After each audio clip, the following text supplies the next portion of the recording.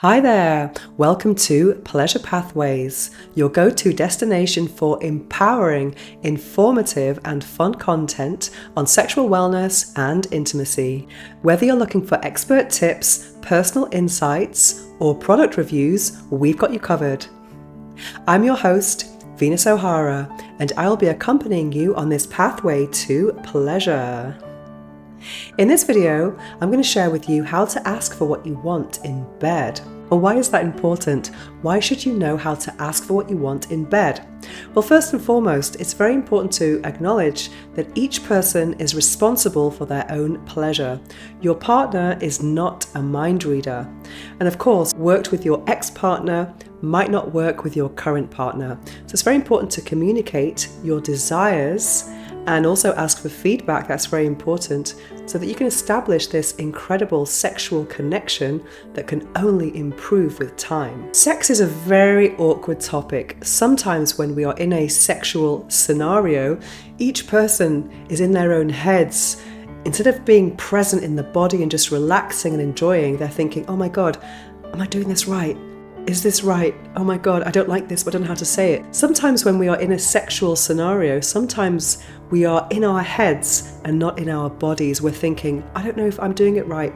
They're not saying anything. They're not moaning. Oh my God, I don't like that. How can I say it? And there can be so much awkwardness there. And communication is the key to good sex. So how can we break out of that awkwardness, communicate without it feeling like, or even more awkward? Because also feedback, if it's not given in a subtle and empathic way, it can feel very, very, very awkward. Yeah, it could be worse. But let's prevent that from happening with some tips that I'm going to share with you in this video. And if you improve your communication, your sexual communication with your partner, you will have a deeper connection in your relationship. This is not something that's just for established couples. It could be something that's more like a hookup as well. It's very important to learn these tips to get the sex that you want, rather than telling your friends the next day, oh my God, it was terrible. I think it's very important to say again that each person is responsible for their own pleasure. In this video, I'm going to share some tips with you for couples who still haven't had sex before the first time, established couples, and how to communicate these desires in bed and out of bed, verbally and non-verbally, but not in that order.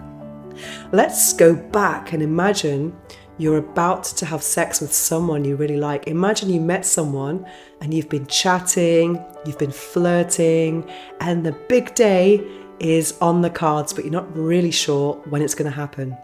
Talking about sex can be an amazing way to actually get to know someone and to get to know if there's going to be potential compatibility there before you actually make it to the bed. It can also be a great part of the seduction process and get you so it can be really, really hot.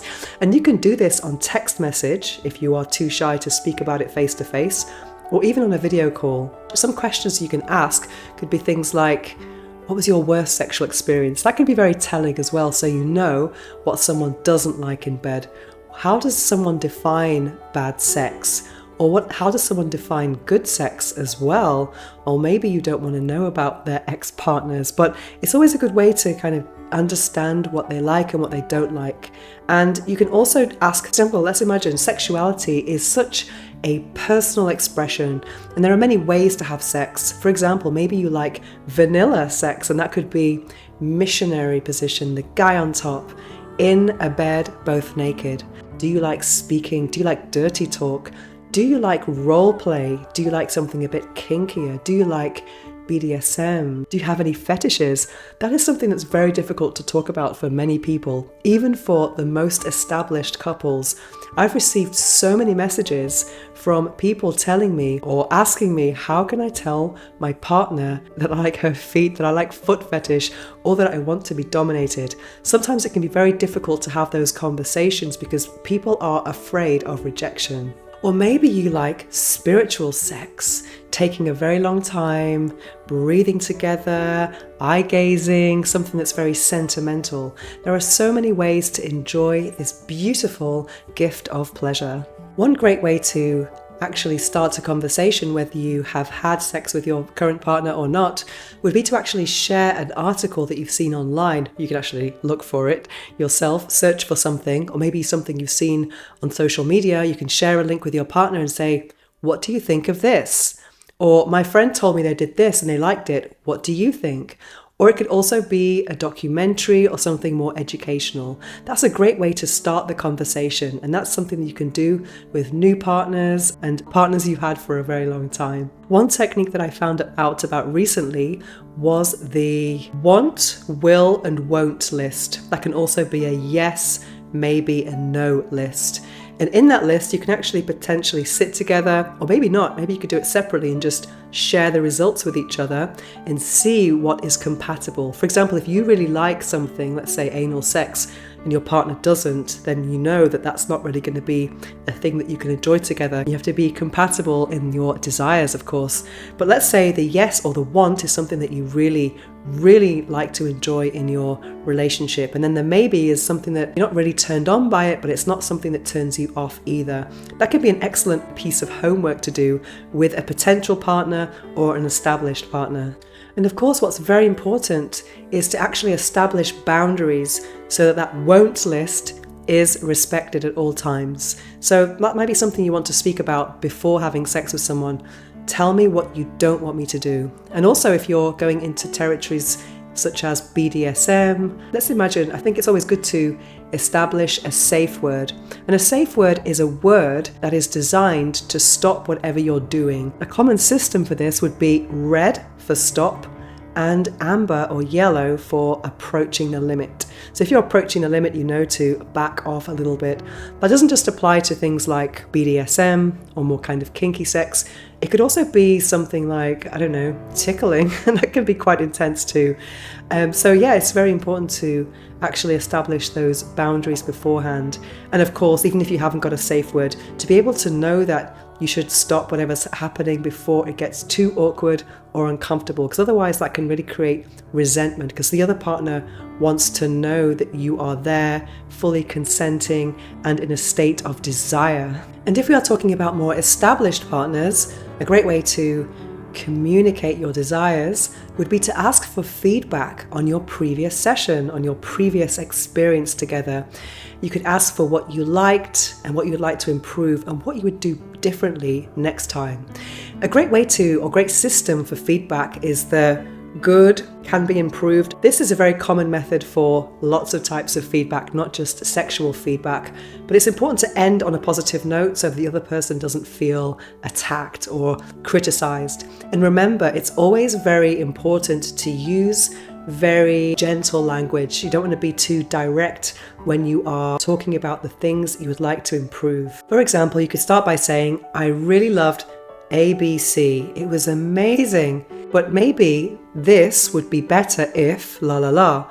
Maybe we could spend longer on foreplay. Maybe we could do this. Maybe we could try this next time. Because these are sensitive territories that your language has lots of empathy in it. And now let's go to the feedback when you're in bed. That's a different type of feedback. Unless you're doing some kind of role play, that educational role play, that could be kind of fun as well, actually. That would be a really cool idea.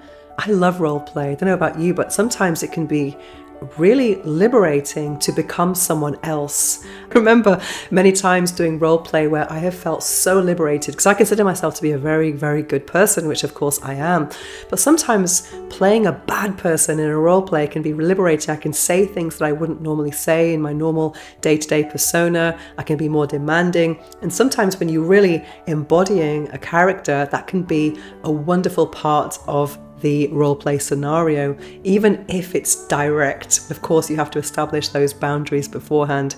So imagine some kind of educational scenario where you could be a sex educator, a hands-on sex educator. That would be a very direct approach to learning about someone's body, where you can bring theory and practice together. But that's not for everyone. So if for more kind of, let's say, subtle approaches, you can just give and receive verbal cues. I think it's very important not just to be thinking about how do you ask for what you want, but it's also important to guide your partner when they're doing something you like.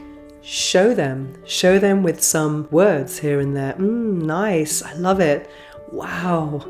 Also, remember when I mentioned earlier in this video the awkwardness that we experience during sexual encounters. Sometimes people can feel very embarrassed about their bodies, awkward, maybe a bit self-conscious. So imagine when someone's naked, you can actually compliment them on their body. Oh, you look amazing, you really turn me on. Things like that. Using words and phrases to encourage your partner and also to give feedback when they're doing something that you like as well. That's such an important part of asking and expressing what you like in bed. And of course, non-verbal ways, which would be just moans. Wow. Wow is kind of a word. And just grabbing someone's hand and saying, well, not grabbing, just gently guiding to the place you want to be touched. And also guiding the hand with the movement, the pressure, the friction, and the speed. That could be a good thing to do as well. And then once they've found the perfect solution to whatever they're doing, then you can kind of guide and say, wow, so good, so good. When they've got it, you can release your hand and hopefully they will carry on in the way that you love. And again, asking for feedback. Do you like that? During, that can be really hot as well, just to say, wow, I love it. I love feeling you. Oh my God, I love touching you. Yeah, that can be super hot, super, super, super hot. And one thing I didn't even mention, how do you feel about sex toys? I know sex toys could be something that people can feel sometimes intimidated by. Maybe they think that a sex toy is a replacement for a partner, but it's not at all. It's actually your ally. It's something that can actually offer variety, because variety is also an important part of a successful sexual relationship. Communication and variety and good feedback. Yes, and pleasure. And let's not forget the climax. Imagine, climax is not everything. Orgasm is not everything.